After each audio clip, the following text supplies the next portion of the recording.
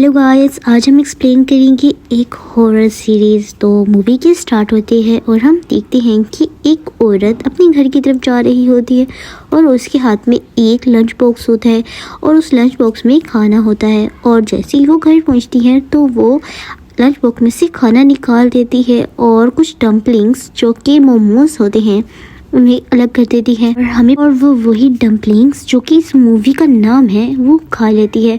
और हमें पता लगता है कि उसकी उम्र बहुत ज़्यादा है, लेकिन वो अपनी उम्र से बहुत ज़्यादा कम दिखती है, यानी उसकी उम्र है 60 तो वो दिखेगी 30। तो ये उसका एक राज है। ये राज हमें आगे जाके पता लगेगा और हमें पता लगता है कि इस औरत का नाम आंटी मे है और वो ये डम्पलिंग्स अपने लिए नहीं बल्कि औरों के लिए भी बनाती थी और इन्हें बेचा भी करती थी। वे ये डम्पलिंग्स की वजह से ही वो इतनी यंग दिखती है। वो अपने डम्पलिंग्स में एक ऐसी चीज़ मिक्स करती थी जो कि उसी का ही सीक्रेट था। और सीन शिफ्ट होता है और हम देखते हैं मिस्टर ली को, मतलब मिसेस ली को। मिसेस ली ने एक बिजनेसमैन से शादी कर ली थी। मिसेस ली एक फिल्म स्टार थी, लेकिन उसने अपना फिल्म करियर वाला छोड़ दिया था और वो अब मे से मिलने आती थी कि उसे पूछने कि मैं किस तरह से अपने हस्बैंड को अपने पास रख सकूं, क्योंकि उसका हस्बैंड एक चीटर था। वो सिर्फ उसके खूबसूरती से प्यार करता था और अब जैसे कि उसकी खूबसूरती ढलती जा रही है तो वो लड़कियों की तरफ अट्रैक्ट होने लग जाता है, क्योंकि अब उसे अपनी वाइफ प्यारी नहीं लगती क्योंकि वो बहुत ज़्यादा उम्र की होती जा रही है। वो मई को कहती है कि मैंने सुना है कि तुम्हारे पास एक ऐसे डम्पलिंग्स है जिससे उम्र कम हो सकती है, तो क्या तुम मुझे वो दे सकती हो। और मई कहती है कि ठीक है, मैं तुम्हें वो ज़रूर दूंगी ताकि तुम सही हो सको। मैं उसके लिए डम्पलिंग्स बना के आती है उसी के सामने ताकि वो देख सके और वो डम्पलिंग्स ली को दे देती है। वो इसे खाने लग जाती है क्योंकि उसके पास ये आखिरी ऑप्शन था, क्योंकि अब उसका हस्बैंड उसे दूर होता जा रहा था, इसलिए वो चाहती थी कि वो जल्द से जल्द खूबसूरत हो जाए और अपने हस्बैंड को अपने साथ रखे। मिसेस ली रोजाना आके उस डम्पलिंग को खाती थी ताकि वो जल्द से जल्द प्यारी हो सके। मिसेस ली को थोड़ा सा शक होता है कि शायद डम्पलिंग में वो कोई छोटे जानवर का मांस डालती है, लेकिन उसको इससे कुछ भी परवाह नहीं थी क्योंकि वो सिर्फ खूबसूरत होना चाहती थी किसी भी हालत में। इसलिए वो ज़्यादा नहीं सोचती और ना ही इस बारे में जानने की कोशिश करती है कि वो क्या डालती है डम्पलिंग्स में। ली को डम्पलिंग्स बिल्कुल पसंद नहीं थे, लेकिन अपने शोहर की वजह से उसे ये सब कुछ करना ही पड़ रहा है क्योंकि वो बहुत ज़्यादा सैड है और उसे पता है कि उसका शोहर कहाँ कहाँ मुंह काला करता है। ये उसे मजबूरन ये डम्पलिंग्स खाने पड़ती हैं और वो मी को बहुत सी रेसिपीज बताती है और बहुत ज़्यादा पैसे भी देती है इन डम्पलिंग्स को बहुत से अच्छा बनाने के लिए। हम देखते हैं कि मे के पास एक लड़की आती है जिसका नाम केट था। वो अपनी माँ के साथ आती है। उसकी माँ बताती है कि आप प्लीज़ मेरी बेटी का अबॉर्शन कर दें क्योंकि मेरी बेटी प्रेग्नेंट है और उसके साथ ज़्यादती हुई है। और हमें पता लगता है कि मे यहाँ डॉक्टर थी और वो बताती है कि मैं ये काम नहीं कर सकती, इसलिए तुम्हें हॉस्पिटल जाना होगा, वहाँ ये काम हो जाएगा। और हम लोगों को यहाँ पता लगता है कि मैं उस हॉस्पिटल में काम नहीं करती थी बल्कि वहाँ से बच्चों का मांस लेती थी और वही मांस वो डम्पलिंग्स में डालती थी। और ये कोई जानवर का मांस नहीं बल्कि बच्चों का मांस था, मरे हुए बच्चों का, इसलिए वो जवान थी क्योंकि वो कैनिबल थी।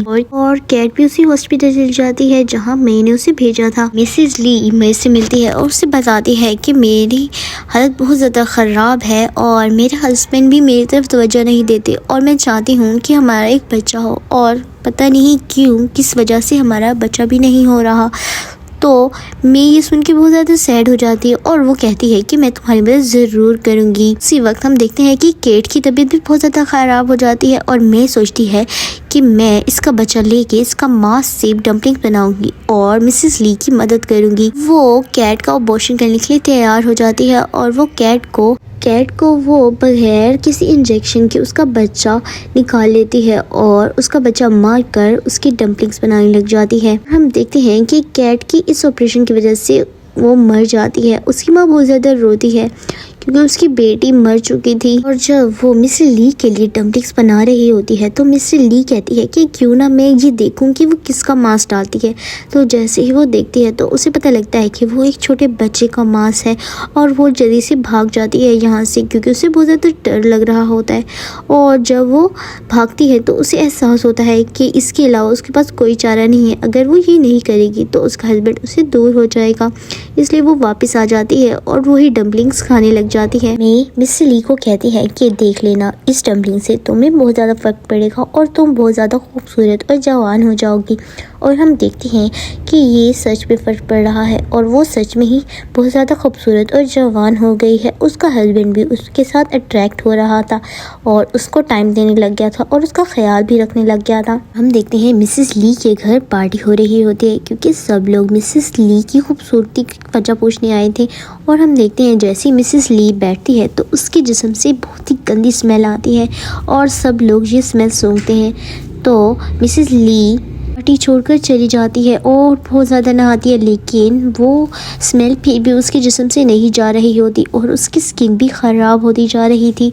तो मिसेस ली कहती है कि मुझे मई ने क्यों नहीं बताया कि इसका साइड इफ़ेक्ट भी होता है, उसे बताना चाहिए था। और वो मई को कॉल करती है और उसे सारा कुछ बताती है और मई से कहती है कि मेरे साथ तो ऐसा नहीं हुआ, पता नहीं तुम्हारे साथ ऐसा क्यों हो रहा है।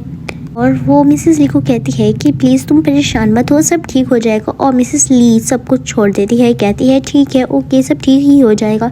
और हमसे पता ही नहीं होता कि उसका हस्बैंड ये सब कुछ सुन रहा है और वो सब कुछ सुन लेता है और वो मई के घर चला जाता है और उसे कहता है कि मुझे भी खूबसूरत बना दो और इसके बदले में मैं तुम्हें सब कुछ दूंगा। मैं उसके हस्बैंड के साथ रिश्ता बना लेती है क्योंकि वो उसे बहुत ज़्यादा लूटना चाहती थी और वो ये मौका कभी भी किसी भी हालत में नहीं छोड़ सकती थी। और हम देखते हैं कि मिसेस ली मई के पास जाती है और उसे कहती है कि मेरे साथ कुछ करो, मेरी स्किन बहुत ज़्यादा ख़राब हो रही है। लेकिन वो फिर भी उस पर बात तवज्जो नहीं देती और इसे इग्नोर कर देती है। उधर हम देखते हैं कि केट मर चुकी थी और उसकी माँ को बहुत ज़्यादा गुस्सा आता है और जिसने उसके साथ ज़्यादती की थी यानी उसका बाप, उसे वो बहुत ज़्यादा मारती है, मार के उसे मार ही डालती है।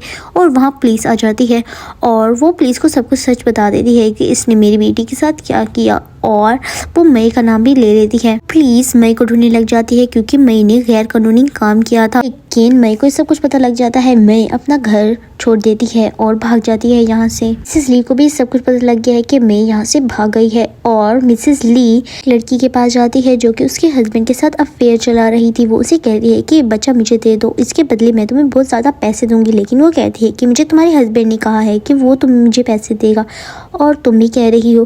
कहती है कि मैं तुम्हें हस्बैंड से ज़्यादा पैसे दूंगी। चाहती थी कि वो लड़की भी मर जाए और उसके हस्बैंड के पास सिर्फ वो ही रह जाए। वो उस लड़की के साथ वैसा ही करती है, उसका बच्चा ले लेती है और उस लड़की को मार डालती है और वो उसी बच्चे को लेकर उसके टुकड़े टुकड़े कर देती है, उनके डम्पलिंग्स बनाती है। और वो आदमखोर बन चुकी थी यानी वो अब किसी को नहीं छोड़ेगी, सबको खा जाएगी, क्योंकि जब तक वो कुछ ना खाए तो वो मर जाएगी और उसके लिए बहुत ज़्यादा ज़रूरी है। और इसी के साथ ये मूवी ख़त्म होती है। अभी तक आप मेरे चैनल सब्सक्राइब नहीं किया तो जाकर सब्सक्राइब कर दें। Okay bye bye Tata.